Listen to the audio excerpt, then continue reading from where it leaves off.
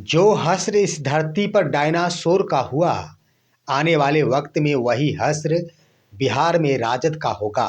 दोस्तों नमस्कार, मैं हूं आपका दोस्त एसके चौधरी। दोस्तों, बिहार में एक वैसी भी राजनीतिक पार्टी है जो सिर्फ व सिर्फ अपने परिवारों तक ही सीमित है। बिहार की वो पार्टी जो अगर अपने दम पर अकेले चुनावी मैदान में कूदे तो शायद अपना जमानत बचाना भी मुश्किल हो जाएगा। बिहार की वो राजनीतिक पार्टी जो कि यह कहते हुए विधानसभा में सीटों की मांग करते हैं कि अगर मुझे इतनी सीटें नहीं मिली, 12 से कम सीटें मिली तो मैं चुनाव ही नहीं लड़ूंगा।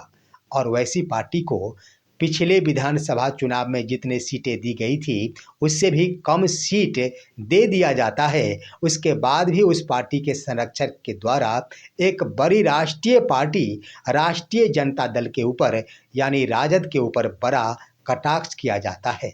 आइए दोस्तों, उन पार्टी के बारे में हम आपको बताते हैं और साथ ही साथ ये भी बताते हैं कि वो पार्टी कौन है जिन्होंने आरजेडी के ऊपर बड़ा कटाक्ष किया है और डायनासोर का उदाहरण देते हुए। लेकिन इससे पहले आपने अभी तक हमारे इस चैनल शौर्या हिंदी न्यूज़ को सब्सक्राइब नहीं किए होंगे तो कृपया अभी सब्सक्राइब कर लेंगे। दोस्तों, वो राजनीतिक पार्टी जिनकी छवि के बारे में जग जाहिर है कि बिहार की सबसे बड़ी पार्टी राष्ट्रीय जनता दल, और यह नज़ारा देखने को मिला था वर्ष 2020 के विधानसभा के चुनाव में। भले ही वर्ष 2025 के चुनाव में करारी हार का सामना करना पड़ा हो, लेकिन वही राजनीतिक पार्टी के ऊपर एक वैसी पार्टी जिनके ऊपर परिवारवाद का सबसे बड़ा बिहार में कलंक लगा हुआ है, वैसी राजनीतिक पार्टी जो सिर्फ व सिर्फ अपने परिवारों तक ही सीमित है, वैसी राजनीतिक पार्टी जो अपने दम पर एक भी विधानसभा सीट पर चुनाव नहीं लड़ सकती, उनके द्वारा बड़ा कटाक्ष करते हुए तंज कसा गया है। क्या तंज कसा गया है दोस्तों, वो आपके स्क्रीन पर जरा देखिए। आखिर वो पार्टी कौन है दोस्तों? वो पार्टी है हिंदुस्तानी आवाम मोर्चा। हिंदुस्तानी आवाम मोर्चा के संरक्षक जीतन राम मांझी के द्वारा राष्ट्रीय जनता दल के ऊपर बड़ा कटाक्ष किया गया है, अपने बयानों से नहीं बल्कि अपने एक्स हैंडल के माध्यम से। क्या किया गया, आप अपने स्क्रीन पर देखिए दोस्तों। उन्होंने लिखा है, जो हश्र धरती पर डायनासोर का हुआ, आने वाले वक्त में वही हश्र बिहार में राजद का होगा। आगे वो क्या लिखते हैं, अब तो सब लोग कहने लगे हैं कि धरती पर दोबारा डायनासोर आ सकता है, पर बिहार में राजद के लोग नहीं आ सकते हैं। दोस्तों, सबसे पहले आइए इसकी स्पष्टता को परखते हैं कि दोनों ही बातें की गई है। सबसे पहले तो बातें की गई कि जो हश्र इस धरती पर डायनासोर का हुआ, वही हश्र आने वाले वक्त में बिहार में राजद का होगा। यानी वर्तमान में डायनासोर इस धरती से लुप्त हो गई और कहीं भी दिखाई नहीं देती है। उसी प्रकार आने वाले दिनों में बिहार में आरजेडी बिहार से लुप्त हो जाएगी और कहीं भी दिखाई नहीं देगी। दूसरा लाइन उनका क्या कहता है, धरती पर दोबारा डायनासोर आ सकता है, पर बिहार में राजद के लोग नहीं आ सकते। स्पष्ट है कि जो विलुप्त हो चुका डायनासोर, जिसे लौटने की संभावनाएं बिल्कुल नहीं है, उसके बारे में कहा गया कि वो तो लौट सकता है लेकिन आरजेडी नहीं लौट सकती। दोस्तों, यहाँ पर मैं कहना चाहूँगा कि कम से कम जीतन राम मांझी को इन बातों पर, इन मुद्दों पर विचार करना चाहिए था कि वास्तविकता ये है कि हिंदुस्तानी आवाम मोर्चा के पास एक सांसद है, वो भी सिर्फ व सिर्फ खुद जीतन राम मांझी। हिंदुस्तानी आवाम मोर्चा के पास वर्तमान में 5 विधायक है, जिसमें एक उनके बेटे, दूसरे उनकी बहू, तीसरे उनकी समधन, चौथे उनके दामाद, पांचवें उनके दामाद के भाई।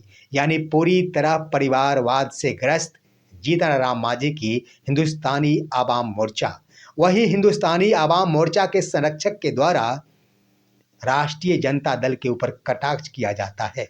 कम से कम तो ये सोच लेनी चाहिए थी कि इस करारी हार के बाद भी आरजेडी के पास वर्तमान में हिंदुस्तानी आवाम मोर्चा के पास जितने विधायक है उससे 5 गुना ज़्यादा है। कम से कम इन मुद्दों पर विचार करनी चाहिए थी। करारी हार के बाद भी 5 गुने हैं ज़्यादा। उसके बाद आइए दोस्तों, किसी भी चुनावी मैदान के जंग में अगर जीतन राम मांझी के एक भी उम्मीदवार को उतार दिया जाता है तो यह सीट तो जीतना दूर की बात, जमानत भी बचना मुश्किल होगा।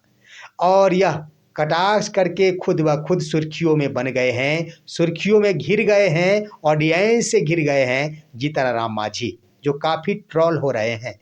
मैंने जो बातें कही वह मैं नहीं, ऑडियंसों का कहना है। ऑडियंसों के द्वारा ही कहा जा रहा कि कम से कम आरोप लगाने और कटाक्ष करने से पहले जीतन राम मांझी को यह स्पष्ट कर लेना चाहिए था कि क्या उनकी पार्टी अकेले किसी चुनाव मैदान में कूदकर एक भी सीट जीत सकती है क्या। ऑडियंसों का कहना है कि बिहार में सबसे बड़ी परिवारवाद वाली पार्टी हिंदुस्तानी आवाम मोर्चा वर्तमान में है। तो दोस्तों, इसकी खुलासा और स्पष्टता भी झलकती है कि वास्तविकता देख लिया जाए, कम से कम जीतन राम मांझी को इतनी बड़ी कटाक्ष नहीं करनी चाहिए थी। ये तर्क संगत तब होता जब कोई 2, 4, 5 विधायकों वाली पार्टी के ऊपर कटाक्ष किया जाता। राष्ट्रीय जनता दल के पास वर्तमान में 25 विधायक है, 5 गुना ज़्यादा। क्या उस आने वाले दिनों में उसका हश्र समाप्त हो जाएगा? कम से कम इन मुद्दों पर विचार करना चाहिए था।